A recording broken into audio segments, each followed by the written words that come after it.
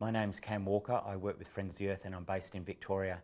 Today I'll be sketching out the development of the anti-coal and gas movement in Victoria. We're in a lucky situation down there. We're actually ahead of where New South Wales and Queensland are, in that we don't actually have any commercial gas production at present.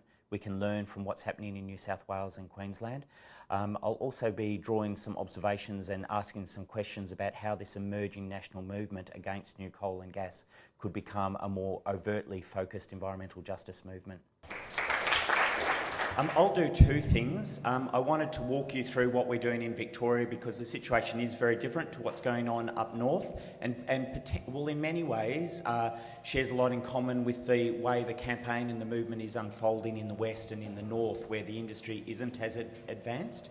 And we've learnt a lot from Queensland and New South Wales, and I expect that, well, already I'm finding people in the Northern Territory talking to us. They're confronting shale gas as an option, and they're interested in the organising models that we've been using.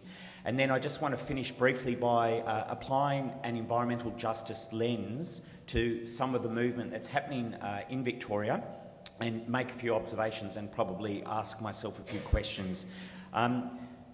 It's very clear that if we're thinking about environmental justice, the way the movement, that is the movement against new fossil fuel projects, tight gas, shale gas, coal seam gas, new coal, it's not framed in the public realm as being an environmental justice movement.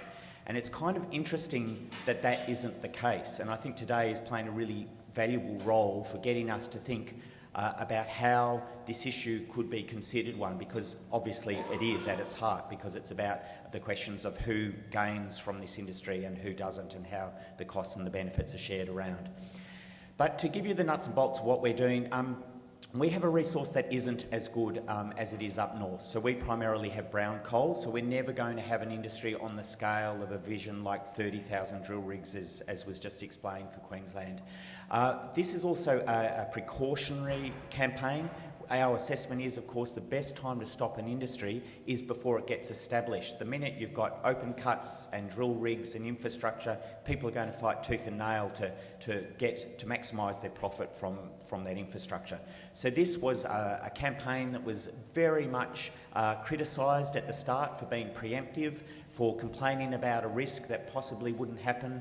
This was about 3 years ago. People said, "You're getting upset about nothing. There won't be an industry. Relax." But what was very apparent was there had been close to 3 decades of people in Victoria looking for unconventional gas. And of course, everyone has seen Gaslands, the video. Everyone is familiar with the campaign against coal seam gas, and that's what's really exercised people in Victoria. But the real risk in the short term is likely to actually come from tight gas. And with that comes a whole series of similar issues around chemical use, the use of hydraulic fracturing, and the potential for groundwater contamination. So a couple of years ago, it became apparent Queensland was going off in terms of the industry getting established. We just looked at the maps and we were terrified to find that basically a third of our state was under exploration licence permit for coal seam gas and or coal. And we also have a secondary set of legislation under the Petroleum Act which looks at tight gas and other gases. And as was mentioned earlier before, I think it was Jess who said New South Wales is more than 100% under exploration. It's not quite that bad in Victoria, but in many places we have a permit for, say, coal seam gas or coal bed methane and also tight gas. So there are real areas where they're really actively seeking to establish a commercial industry.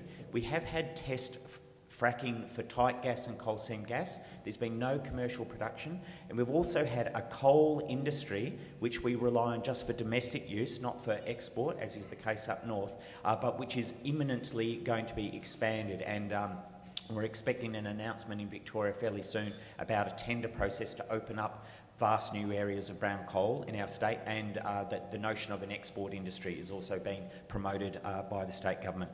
So we thought we need to get in there, we need to knock this off, and looking at a third of the state being under exploration licence, we looked for the places where we thought we could win with some brief skirmishes. So in 2010, we focused on the west of the state, and we brought Drew Hutton from Lock the Gate down and drove him around for a week, and we partnered with the EDO who presented the legal side of things, and basically we helped to mobilise people sufficiently that the community forced companies to relinquish 6 exploration licences and 1 coal mine proposal. So in the space of about 8 months, we basically won in Western Victoria. In 2011, we refocused east because that's where the battle will be. The coal resource is better, there's a bit of black coal, and it would appear that the coal seams we do have, the brown coal seams, are much more likely to contain commercially viable CSG gases. So this will be where we're going to be fighting for the next couple of years. We did all the usual stuff. We built the issue in the media. We sought out allies, traditional allies first and foremost, the local sustainability groups, the climate groups, etc. But the non-conventional allies, the Rotary clubs, the CWAs, the fire brigades. We've had incredible luck by going to rural suppliers, the people that provide, fencing wire and watering pipe work and things like that, and going and explaining to them the potential risks of CSG contamination on communities, and they have then become, if you like, viral pathways to put information back out into the farming community in a way that we just couldn't do, being essentially urban greenies. We're building profile, we're going out and speaking at events, and often that's a combination of the Environment Defenders Office, groups like Friends of the Earth, EDO doing law, Friends of the Earth doing environmental impacts, Doctors for the Environment talking about public health impacts. So we're seeking to take it very broadly, and we're using a frame, and this gets back to what I want to finish on, around food security, around water, around community, and around the right to determine the types of futures that people want. Now, previously, work that we'd done in Victoria around the north-south pipeline, which was to stop a pipeline being built to pump water from inland for the benefit of Melbourne, we found common cause with communities north of Melbourne, but it was around water only. This is profoundly different because it's about everything. It's about food, it's about local economy. Gippsland produces more than $1.3 billion worth of food every year. It's around the right to development. It's about how corporations can come into communities and what power they can exercise. So it's actually a campaign that is predicated on building multiple levels of connection, and that is actually why it's so strong, and it's also why it's so exciting. It's not around a short-term, tactical alliance over something, as it was for us with the North-South pipeline that we fought. This is actually about finding common cause and then going from there. And it's in all my years of activism, I've never seen anything like it. Very early on, we decided we wouldn't talk about renewables. We have a pro-renewables campaign called Yes to Renewables, which advocates very strongly for wind energy. And we decided we wouldn't talk about that because we were very aware of, some of the conflicts going on in regional Victoria.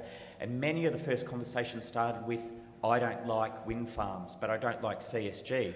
6-8 months down the track, we're having people that physically opposed, say, wind farms in South Gippsland entirely coming around, having done research that we've given them leads on, becoming strong advocates for wind energy. So that's been the secondary advantage that I've seen. The first one was strong long-term relationships over multiple issues, areas of concern. The second was actually by engaging with people, you get beyond the stereotypes and you can actually start to drill into preconceived beliefs, I think, and actually build alliances that turn into relationships. And I think that the outcome of this, win, lose or draw, in terms of fighting new fossil fuels, the community development and the politicisation that I've witnessed in hundreds of people is incredibly exciting and incredibly powerful in its own right. So that's another thing, I think, just to kind of park and think through. We've supported the development of local groups. There's now about 11 groups around Victoria, all locally run, all independent, working against new coal or coal seam gas. Coal seam gas exercises people's fears around groundwater contamination. But it's also a pathway that allows us to talk about coal. Coal in Victoria is much harder to mobilise people on in regional Victoria because there's a sense that will just happen in the Latrobe Valley. So if you're in South Gippsland or East Gippsland or Western Vic, it won't impact on you. So that's the third thing, is CSG as an issue, even though tight gas will actually be the thing we're going to be fighting in the next couple of months in Victoria, CSG gives you the pathway to allow you to talk about other fossil fuel developments, which in turn leads you to a conversation around energy futures. And in that context, wind energy and renewables look profoundly different to a farmer than they do if they're just saying, I don't like the look of turbines on those hills. So again, it's around developing transformative relationships and perspectives on things. Out of supporting the local groups, we now coordinate them. So we have a monthly, what's called the Gippsland Alliance meeting, where we share strategy. Out of that has come training. So we've brought Annie Keir and Aidan Ricketts down from New South Wales to share their experience around community, CSG and coal-free community building. We've had our first township declare itself coal and CSG free, a little hamlet of 400 people called Poowong. That was done in February this year. They door-knocked their entire postcode and they got more than 95% support for the proposal. That then has gone like wildfire. There's about another 7 or 8 communities currently doing their surveying and their door-knocking, so there will be further proclamations in coming months. Of course, we have something for the government to do. That went incredibly quickly. Which is around a moratorium. Now, a moratorium is not really where we want to get to. We want the creation of no-go zones, but a moratorium in the early days was a reasonable ask. We started with that. Now that communities are declaring themselves CSG free, the next stage is to ask the minister to use their powers under what's called the MRSD Act, which gives the right for the minister to say, I'll declare this area a no-go zone for mining for whatever reason. It's very open, and so it's a pathway of educating, mobilising, training, and then having a really strategic and focused approach to applies pressure. The other thing, of course, is 2010 we got a coalition government come into power. The Nationals control Gippsland, which gives incredible power to the Gippsland community, and that was essentially having a campaign that focused on local governments and applying pressure to the local national MPs got us the moratorium and also a ban on the use of BTEX chemicals. I'll quickly finish there. So that's where we're at. The fact is we're winning so far. We haven't lost any. We've knocked off 6 exploration licences and 1 coal mine thus far, and that's on a couple of years of campaigning. So we are actually having a really good run. To finish, environmental justice is a core principle of how Friends of the Earth operates its campaigns, and it's interesting that it's not a strong narrative in this campaign, certainly in Victoria. If we leave aside traditional owner groups and how they're dealt with in this movement and perhaps not dealt with, which is quite problematic. I'll park that one because I don't have time. It's become apparent in Victoria we're going to have a sacrifice zone. There's going to be an area south of the town of Sale in the area of Locksport up to Seaspray, which is poorer farming country. It's not as rich as the irrigation country to the north or the green country to the west. It's already got gas infrastructure. It's not so good farming country, and there's a lot of low-income people there. And that will be the place where in the next few months you'll probably be hearing about blockading against tight gas operations. So that in itself is an environmental justice issue. Why is this community, just because it's had to live with gas plants in the past, now going to be the sacrifice zone? So there's a whole range of questions there. Sorry, I'll just think about a few quick notes as I wind up. The tension that exists between urban and rural environmentalists has been reduced through this multiple pattern of concern: water, food bowl, export, all that type of thing. But it's not entirely been resolved. The fact that we're facing greenfield developments means that it's not about closing down power stations, it's around protecting farmland, which actually opens the door to some really interesting conversations with unions. And interestingly, the CFMEU mining division is really engaged in this, and some of the regional trades and labour councils are as well. I'll just finish. There's so many other things I wanted to say, but I'll just finish with a little kind of observation, I guess.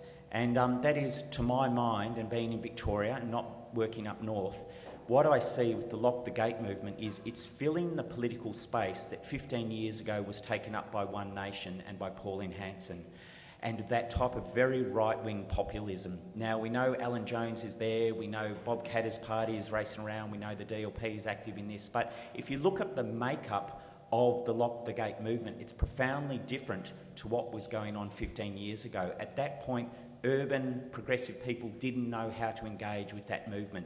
There were legitimate discontent. There